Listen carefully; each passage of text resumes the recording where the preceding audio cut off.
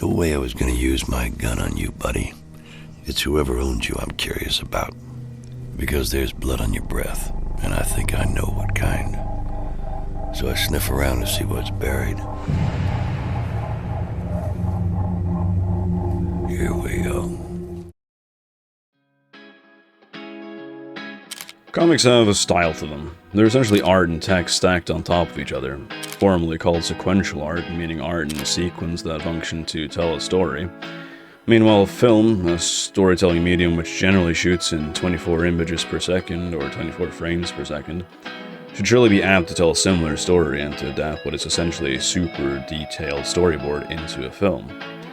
However, there are many ways in which these two mediums differ, and even in an adaptation that attempts to be as faithful to its material, there are still elements that have to be changed, gotten rid of, or added. Comics have a unique ability to contrast and compare. And though film can do similar things with camera angles, Frank Miller's Sin City showed an uncanny ability to guide a reader into making assumptions without the viewer having to even think about it. This is something Scott McCloud in his book Understanding Comics refers to as closure. It's our ability to observe the parts but to perceive the whole. This is done through clever usage and limitation of color, the size and shape of the panel, and even the space in between the panels and more. And though the film sometimes does this well, and the added music and built-in tension that comes with rising action, there are many times where I have simply paused on a panel and looked at it for 10-15 minutes just to observe the entire image, not just the art, but the negative space and the framing within it. What you saw in the intro was a page from the graphic novel with audio of the film added over it, and it works.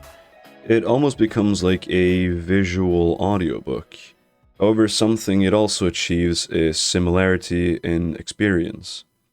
That's one of the core differences. In film, the viewer has no control over time. The edit decides how long you look, where your eyes go, and what you might hear. But with that all said, Rodriguez takes this and makes the experience whole. It's intense, it's interesting, and you want to see more. And it might be one of the few films created that is fully respectful of its own source material while still having its own identity. Hey! Hey! Nobody. I don't see nobody. Hey, will you look at that? Faithful adaptation is not perfect imitation, it's expressive translation. I suppose the point I'm trying to make is that the difference between the two, panels, negative space, and panel lining, allow for an in-depth reading of the material, while a film pulls the viewer in, and in this case it creates its own universe through the score and filmic elements. An adaptation is not a perfect recreation.